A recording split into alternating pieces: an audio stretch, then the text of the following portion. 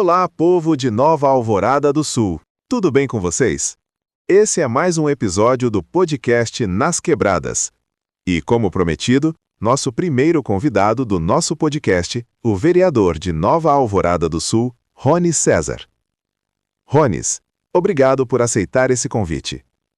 Aqui não é palanque, não é ataque pessoal e não é entrevista armada. É conversa direta com quem vive Nova Alvorada do Sul todos os dias. Primeiramente, um prazer estar aqui junto de vocês, respondendo essas perguntas. Para nós é um privilégio. Acompanhamos o trabalho de vocês. Parabenizo pela forma que vocês têm conduzido aí. Para nós é muito gratificante a gente estar aí respondendo as perguntas e os anseios da população, que é o que nós defendemos sempre, a população de Nova Alvorada do Sul. Muito obrigado pelo espaço. Bom, vamos às perguntas. Bloco 1. Contextualizando. Ronis, esse é seu primeiro mandato. Quando você se elegeu, o que mais te chocou ao entrar na Câmara Municipal? Que o povo de fora não faz ideia que acontece lá dentro.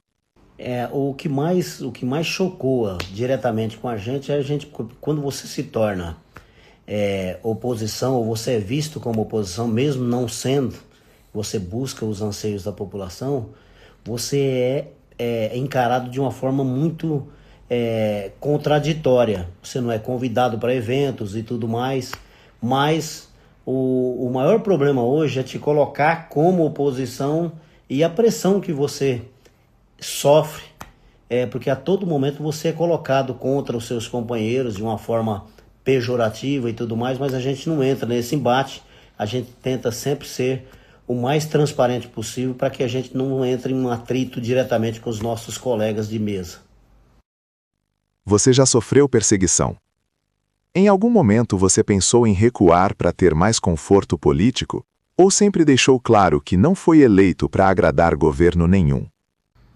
Desde o primeiro registro da minha candidatura, ali já começava uma perseguição, aí vinham dizeres que eu não serviria, que eu seria uma pedra no sapato do executivo, e isso foi colocando uma pecha, que a gente seria sempre uma oposição, e nós fomos tidos como oposição nesse sentido.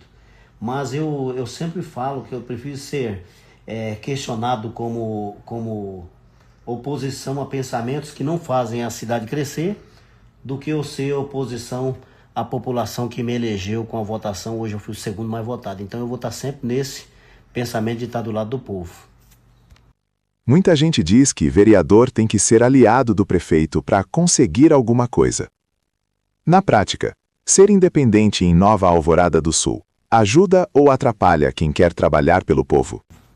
A independência no seu mandato sempre vai ajudar mais.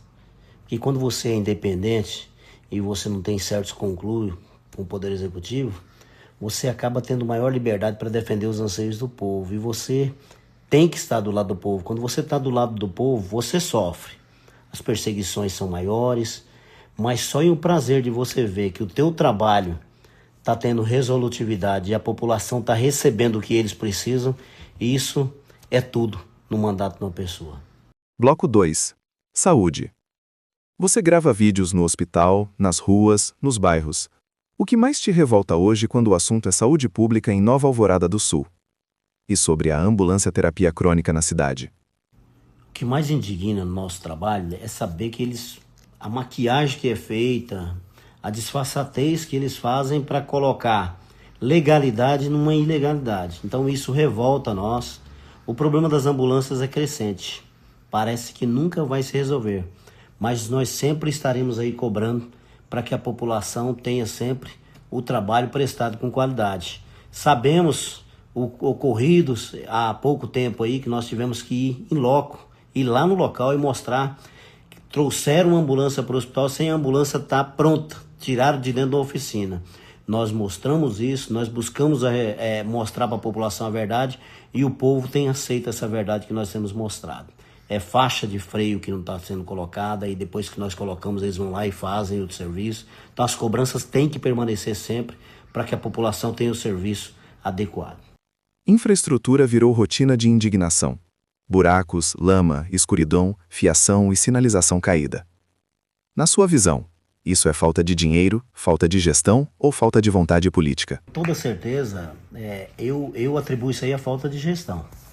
Falta de gestão quando você incha a máquina com contratações, com assessorias, a máquina vai se inchando, o povo, quando você incha com a máquina com pagamentos indevidos e tudo mais, assessorias contratadas, a população fica sem condições de investimento. Então quem sofre isso diretamente é o nosso povo, tá? Salários altos, no alto escalão, e o pequeno sempre pagando um preço muito alto, que é o caso que tem arrebentado aí com aquela classe. A classe menor, a classe que mais precisa ser remunerada, é o que menos está sendo pago. Falta condições, está engessada a máquina com empreguismo desenfreado. Quem sofre com isso é o povo. Quando você vê lá, gastando-se 300 mil reais com enfeites natalinos, e você vê a saúde sem investimento, sem uma pediatria, sem uma ginecologista, e tudo isso implica no investimento mal feito e o povo paga o preço alto. A população sente que reclama e nada muda. De dentro da Câmara, você sente que existe urgência real para resolver esses problemas ou tudo é empurrado com a barriga? Como sempre, as respostas nas cobranças do vereador por executivo, elas são sempre genéricas. Muitas vezes nada se responde e o vereador fica limitado ali apenas ao seu papel, que é legislar e fiscalizar. O que sinto muitas vezes é a preocupação maior com as aparências no que eles do Poder Executivo, mostrar para a população uma coisa que não está acontecendo do que propriamente resolver os problemas. Não percebo uma urgência real em resolver os problemas do dia a dia dos nossos munícipes. Então quem sempre paga o preço é o povo.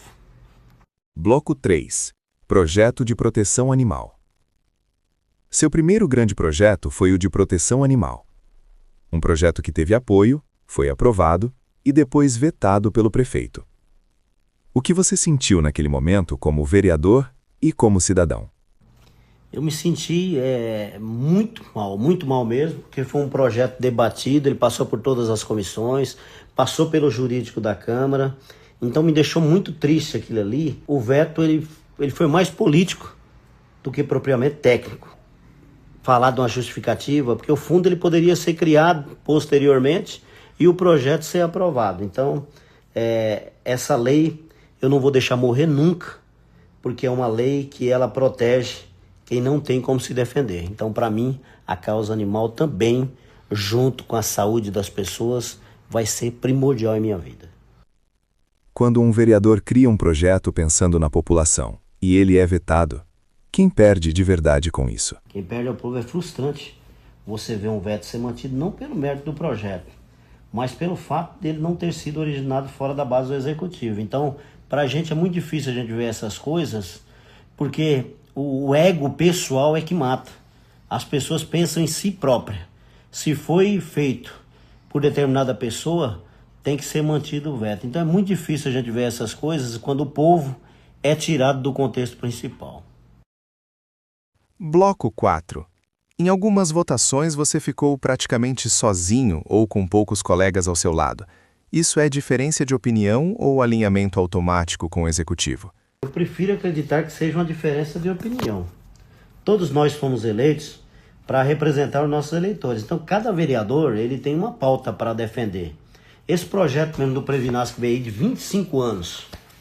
São 25 anos que as gerações futuras ficarão manchadas aí dessa forma aí. Uma dívida que o município não precisava ter nesse momento. Então, eu acredito que esse parcelamento de 25 anos do Previnas foi o que me orientou diretamente a eu estar do lado do povo, porque o povo também não concorda com 25 anos num projeto aí no qual vai endividar as gerações futuras. Eu sempre busco ouvir os anseios da população, para que aí sim eu vote sempre em consonância com o povo que me colocou como o segundo mais votado como vereador. Como você enxerga o papel da Câmara hoje? Ela fiscaliza o prefeito de verdade ou muitas vezes apenas referenda decisões que já vêm prontas? Hoje eu percebo que muitas vezes referendo decisões que já vêm prontas. A gente percebe aí vereadores recebendo informações na hora da votação, e isso impacta de forma negativa o processo fiscalizatório que enfraquece o papel do verdadeiro vereador. Então, isso para mim é um retrocesso que a gente vê nos dias de hoje, você enfraquecendo o papel do verdadeiro vereador, que é votar e legislar sempre do lado do povo. Você acredita que todos os vereadores votam sempre pensando no povo ou existe medo de retaliação política dentro da Câmara? Com certeza, a retaliação ela existe, a preocupação é muito grande. Até eu que não tenho envolvimento direto com o Executivo, eu já senti na pele o que a perseguição, o envolvimento em outras esferas e tudo mais. Então eu prefiro hoje estar sempre me pautando na verdade e durmo tranquilo. Quando eu coloco minha cabeça no travesseiro, eu durmo tranquilo, porque eu sei que eu fiz a coisa certa sempre estando do lado da população. Bloco 5. Você já sofreu boicotes ou exclusões por se posicionar?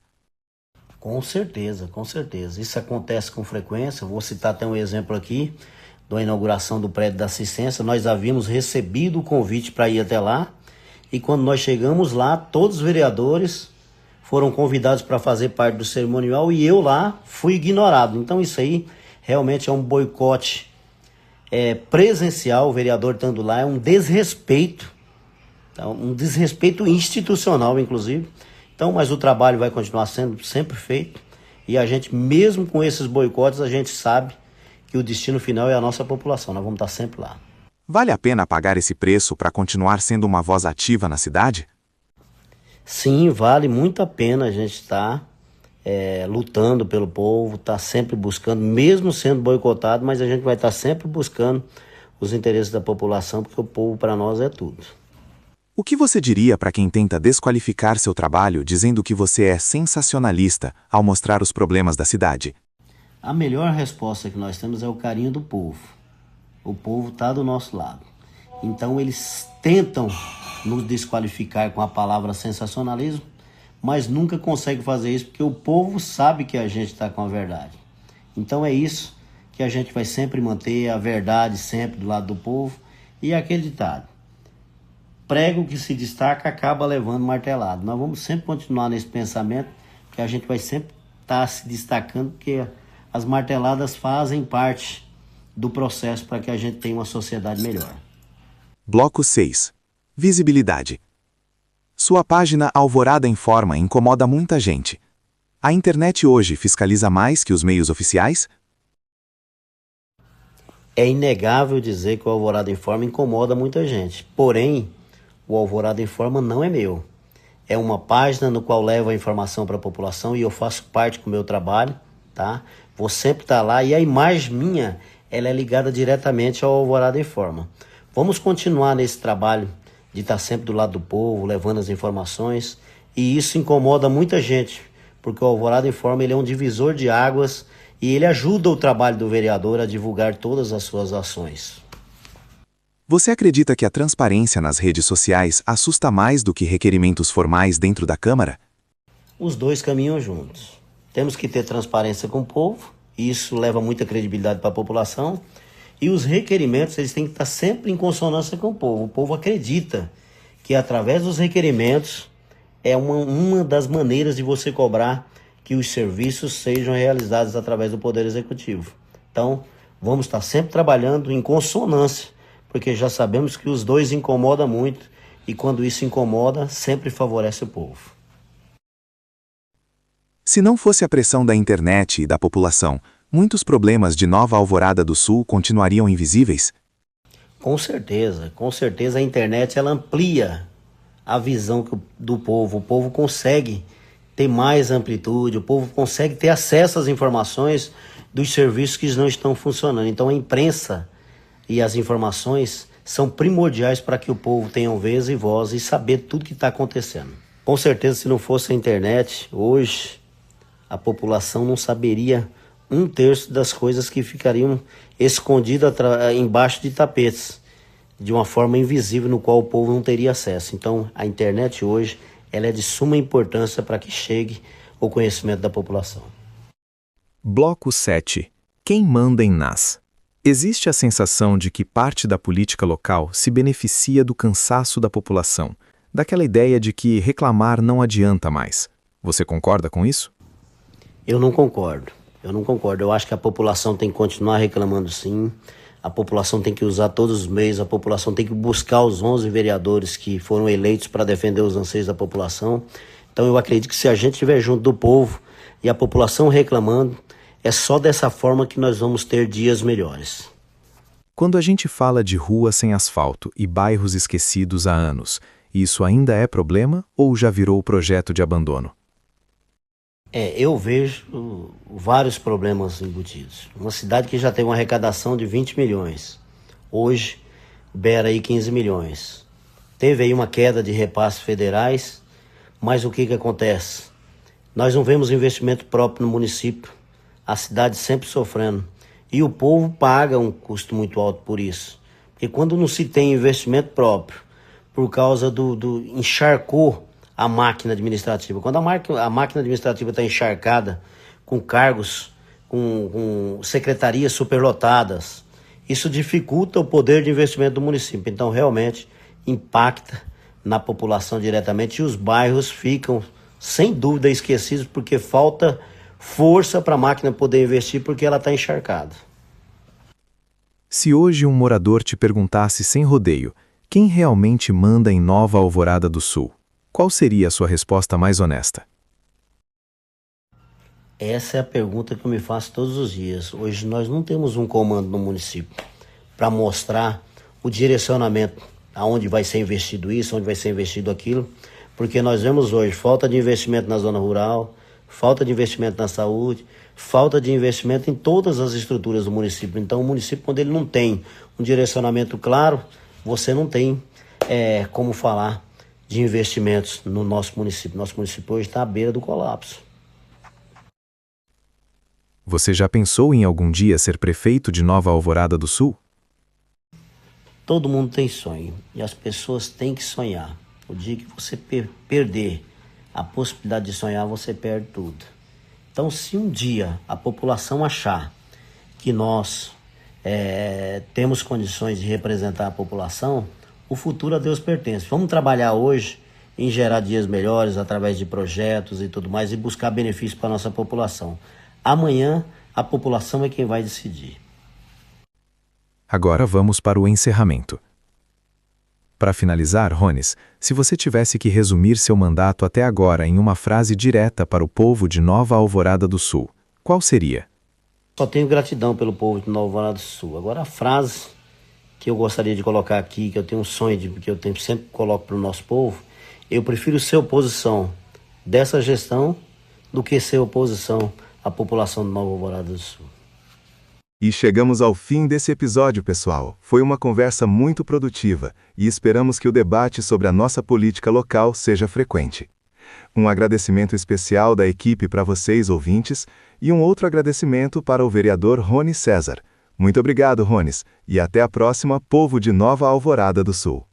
Quero agradecer aqui imensamente a direção do Nas Quebradas por ter aberto esse espaço democrático para que nós pudéssemos colocar o nosso pensamento sempre do lado desse povo. Muito obrigado pelo espaço de vocês e a gente está aí, sempre seguindo rumo a dias melhores para o nosso povo, para a população de Nova Alvorada do Sul.